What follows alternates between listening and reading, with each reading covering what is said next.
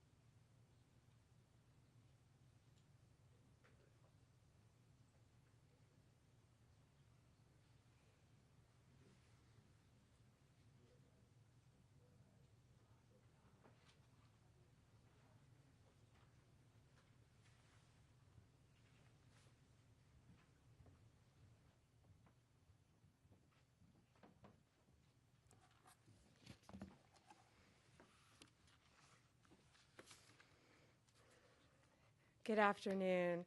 I'm sorry we were a little bit late. I was in the West Wing swearing in Tulsi Gabbard, and so I just came straight back here. So thanks for being patient with us with the delay. We're here today because we have filed charges against the state of New York. We have filed charges against Kathy Hochul. We have filed charges against Letitia James and Mark Schroeder, who is with DMV. This is a new DOJ, and we are taking steps to protect Americans, American citizens, and angel moms, like the mom standing right behind me, who you're going to hear from in a moment. New York has chosen to prioritize illegal aliens over American citizens. It stops today. As you know, we sued Illinois, and New York didn't listen. So now you're next.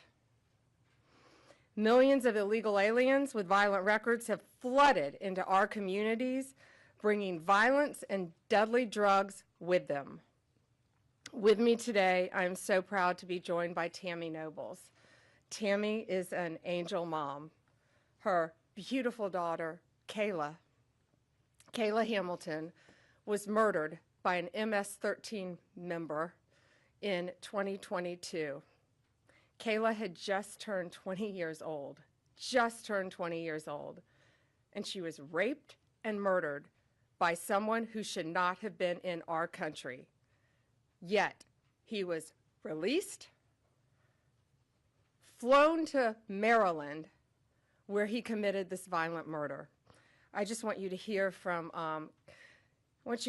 Tammy. Tammy represents not only herself and her family, but all of the great angel moms around this country who have suffered because of what the Biden administration did, and it is over. Thank you for having me here today and being able to share Kayla's story. Her murderer was able to come across the border knowing that he was flagged as an MS-13 gang member, and he had a criminal record in 2020 in El Salvador for illicit gang activity. He came over as an unoccupied alien child, saying that he was afraid of gang activity in his country. Health and Human Services called him a nice boy, and he showed age-appropriate behavior. That fell so wrong when he murdered my daughter. He ended up in Maryland, where he was able to rent a room in the same mobile home as her. We thought it was a legit company that were renting out these rooms, but it turned out that it was another illegal immigrant who owned these mobile homes, and he knew Walter from El Salvador. He knew him and allowed him to rent a room with my child. Kayla just turned 20 years old 3 days before she was murdered. Her murderer was only living there for 5 days before he viciously strangled her, raped her, and left her on the floor like trash and robbed her of $6.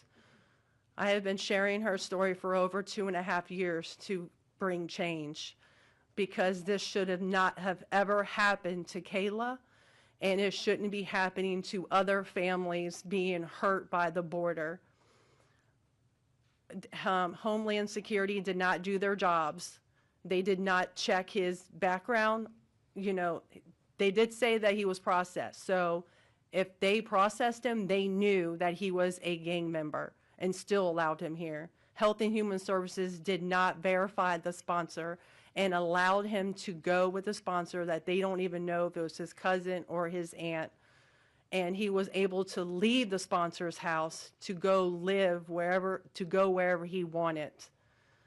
And I am going to continue sharing Kayla's story to help save others and to bring awareness of what was happening under the Biden-Harris administration. And I'm so thankful for Pam having me here today, and I'm so thankful for the opportunities I got from Trump and any other platform, you know, people who allowed me to share her story, because this is going to end.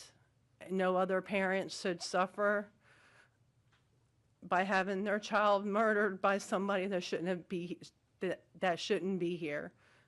And I'm going to continue, sharing it, and for Kayla, and also for others. Thank you. And it's my understanding that he also admitted to other murders, correct? Multiple murders. Yes, he wrote a letter, and it was intercepted in jail that he committed 4 murders and 2 rapes. And that's who we were letting walk into our country. And that's why President Trump has directed this to stop. And if you don't comply with federal law, we will hold you accountable. We did it to Illinois, strike 1. Strike 2 is New York. And if you are a state not complying with federal law, you're next. Get ready. And the great men and women of law enforcement are standing behind me today. We have FBI, DEA, ATF agents. They put their lives on the line every single day to protect us. And what New York has, they have green light laws, meaning they're giving a green light to any illegal alien in New York where law enforcement officers cannot check their identity if they pull them over. Law enforcement officers do not have access to their background. And if these great men and women pull over someone and don't have access to their background, they have no idea who they're dealing with. And it puts their lives on the line every single day. Violent criminals, gang members, drug traffickers, human smugglers will no longer terrorize the American people. And that is why we are here today. You will be held accountable if you do not follow federal law. It's over, it ends, and we're coming after you. Questions? We have time for a few questions. David Spont with Fox News. Madam Attorney General, thank you and welcome to the Justice Department. Thank you. I have a quick on-topic and a quick off-topic Sure. question. On-topic, in your executive order or in your orders on the first day you were here, you talked about working with the Justice Department, or these sanctuary cities, as you say, will be Yes. punished. Today you're putting people on notice. Right now, we're just lawsuits. Is this going to go further? What kind of punishment are we talking about? Is there any grounds to charge individuals, charge politicians?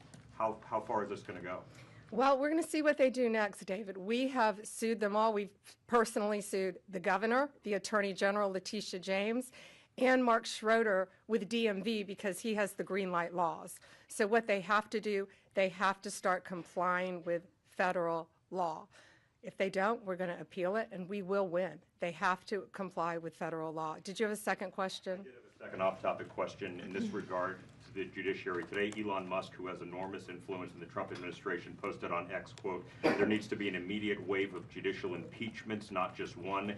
As the Attorney General of the United States, how do you respond to that? Shouldn't the process work out in the courts before we talk about judicial impeachments? I mean, these are just TROs now at this time. Shouldn't these just play out? Yeah, I haven't seen Elon Musk tweet. He is a friend of mine. He is a great man. I think he's very frustrated with what's happening in our federal government.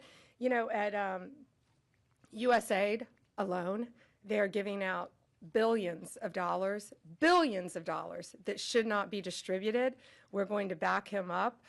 You know, we work our whole lives in this country, and we all pay taxes in this country. And for people to find out that $2 million is going to Guatemala for sex changes is outrageous. And we're going to back up Elon Musk every way we can. That includes lawsuits against these people who are doing that, and we will be successful. Do you have concerns about judicial impeachments?